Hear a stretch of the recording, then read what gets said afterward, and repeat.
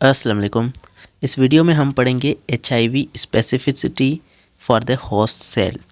Host cell में के मामले में जो है वो HIV किस तरह स्पेसिफिक है, कौन से सेल्स को ये अट्रैक्ट करता है और क्यों दूसरे सेल्स को वो अट्रैक्ट नहीं करता, सिर्फ स्पेसिफिक सेल्स को ही वो अट्रैक्ट कर पाता है। तो आज का ये हमारा टॉपिक है 5.4 अ सेलुलर लाइफ का हमारा चैप्टर चल रहा है। So let's start. The virus HIV termed as human immunodeficiency virus, इसका नाम तो आपको पता ही होगा कि ह्यूमन इम्यूनोडेफिशिएंसी वायरस इसका नाम है, और ये जो बीमारी करवाता है उसको हम एड्स कहते हैं। Because it destroy the most precious and valuable asset of our immune system, ये जो है वो सबसे वैल्यूएबल जो चीज़ है हमारे इम्यून सिस्टम की, सबसे अहम जो चीज़ है उसको डिस्ट्रॉय करता है, उन सेल्स को डिस्ट्रॉय करता है जो बहुत ही अहम है हमारे इम्यून सिस्टम्स के लिए। Component the T lymphocyte sales and particularly the helper T cells, तो ये जो है वो टी लिम्फोसाइट सेल्स को जो इफ़ेक्ट करता है, उसमें भी एक टी लिम्फोसाइट का भी एक जो किस्म होता है जिसे हम हेल्पर टी लिम्फोसाइट सेल कहते हैं, तो इनको ख़ास तौर पर वो इफ़ेक्ट करता है। तो हेल्पर टी लिम्फोसाइट सेल्स को जो है वो HIV इफ़ेक्ट करेगा और बाकी सेल्स को इफ़ेक्ट नहीं करेगा। These are cells the part of adaptive immunity, तो ये जो हेल्पर टी लिम्फोसाइट सेल्स हैं ये हमारी एडॉप्टिव इम्यूनिटी का एक बहुत ही बड़ा हिस्सा है। एडॉप्टिव इम्यूनिटी एक हमारी इम्यूनिटी का टाइप है, ये हम इम्यूनिटी के चैप्टर में पढ़ेंगे। And not only help to activate their own fellow cytotoxic lymphocyte but also B cells to secrete antibodies and macrophage to ingest and destroy the foreign invaders। तो ये जो टी लिम्फोसाइट हैं यहाँ पर इनके काम लिखे हुए हैं कि ये टी लिम्फोसाइट्स एक एडॉप्टिव इम्यूनिटी का एक पार्ट हैं और ये हेल्प करते हैं एक जो साइटोटॉक्सिक लिम्फोसाइट सेल्स हैं उनको एक्टिवेट करने में, उनको एक्टिव करते हैं, और दूसरे बी सेल्स को भी ये जो है वो सीक्रेट करने में, एंटीबॉडीज़ सीक्रेट करने में हेल्प करते हैं, उनको भी ये इशारा देते हैं, उनको भी एक्टिवेट करते हैं ताकि वो एंटीबॉडीज़ जो है वो सीक्रेट करें, और माइक्रोफेजेस को भी एक्टिवेट करते हैं ताकि वो जो है फ़ॉरेन जो नए पार्टिकल्स आए हैं जो सेल के अंदर, जो हमारे कोई भी बैक्टीरिया वगैरह जो भी आ रहा है तो उसको डिस्ट्रॉय करने में हेल्प करते हैं। तो ये तीन काम कर रहे होते हैं ये हेल्पर टी सेल्स। उसके बाद therefore these cells act as a activators for immune response, तो ये जो हैं ये मतलब तो पूरे जो हमारा इम्यून सिस्टम है इसको एक्टिवेट कर रहे होते हैं। तो ये एक्टिवेटर्स होते हैं जो इम्यून सिस्टम के रिस्पॉन्स को एक्टिवेट करते हैं हमारे टी लिम्फोसाइट सेल्स। तो इन पर जो है ये वायरस आकर अटैक कर देता है ताकि हमारा पूरा जो इम्यून सिस्टम है वो एक्टिवेट ही ना हो पाए। उसके बाद now question arises here the T lymphocyte cells why not other cells as target for HIV, तो HIV जो है वो सिर्फ टी लिम्फोसाइट सेल्स को ही क्यों टारगेट कर पाता है, दूसरे सेल्स को क्यों नहीं इफेक्ट करता। तो it is just because the T cells has specific protein receptors which are recognized and identified by HIV proteins surface spikes that bind with these proteins and lock and key manners to initiate the cell mediated endocytosis.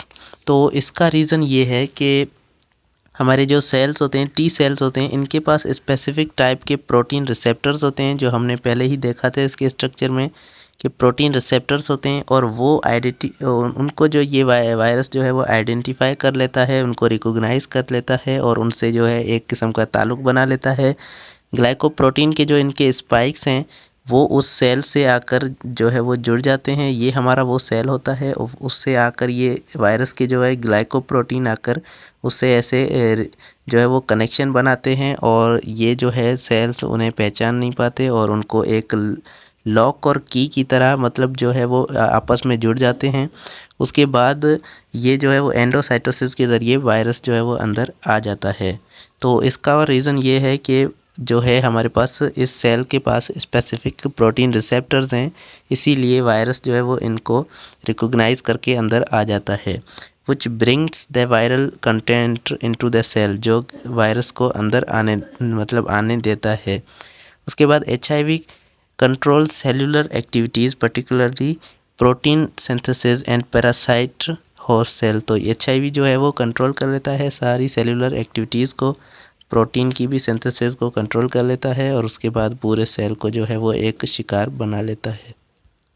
तो ये थी हमारी specificity. उसके बाद हमारे हैं जो symptoms of ads हैं, इनको स्टडी करते हैं। सिम्टम्स का मतलब होता है निशानियाँ को, बीमारी होने की वजह से जो निशानियाँ हमें मिलती हैं जिससे हम पहचान पाते हैं कि ये एड्स की बीमारी इसको हो चुकी है। तो वो कौन कौन सी निशानियाँ हैं? In the beginning of HIV infection symptoms are appear for short duration. तो HIV इन्फेक्शन जब होता है तो उसकी शुरुआत में छोटे छोटे जो है थोड़े वक्त के लिए हमें इन्फेक्शन देखने को मिलते हैं। तो ये हमारे पास उसको बुखार हो जाता है, फ्लू हो जाता है और सर में दर्द सा रहता है कुछ देर के लिए, 6 हफ्तों के लिए ये जो है ऐसी कंडीशन उसकी रहती है उस पेशेंट की। और उससे जो है ये दूसरे पर्सन मतलब दूसरे इंसान में भी ये जो है वह वायरस उससे फैल सकता है इस पीरियड के दौरान, इस टाइम के दौरान। तो इसमें सबसे पहला जो ये हमारा स्टेज था, इसके अंदर आदमी जो है वो 6 हफ्तों तक जो है शिकार रहता है इस वायरस का। उसके बाद नेक्स्ट जो इसकी स्टेज आती है, अगर वायरस फिर भी उसके अंदर अभी रहता है तो नेक्स्ट स्टेज में क्या होगा, the virus may last for without any symptoms but person may have lymph gland swollen and neck region. तो 6 सालों तक, उसके बाद दूसरे स्टेज में 10 सालों तक जो है वो वायरस कोई भी असर नहीं दिखाएगा, कोई भी निशानी नहीं दिखाएगा, सिर्फ उस बॉडी के अंदर रहेगा और उस पर्सन को सिर्फ एक जो है वो लिम्फ वेजल जो होती है, लिम्फ ग्लैंड जो होते हैं हमारे गले पर, वो सूजना शुरू हो जाएंगे, वो फूल जाएंगे, बड़े हो जाएंगे और आदमी को और कोई भी निशानात देखने को नहीं मिलेंगी। वाइल इम्यून सिस्टम वीकेंड्स, जब आहिस्ता आहिस्ता जो है इम्यून सिस्टम वो वीक होने शुरू हो जाता है, other infection like tuberculosis, pneumonia, cancer and Kaposi sarcoma, तो ये हमारे पास जो है उसके बाद इन्फेक्शंस नज़र आते हैं।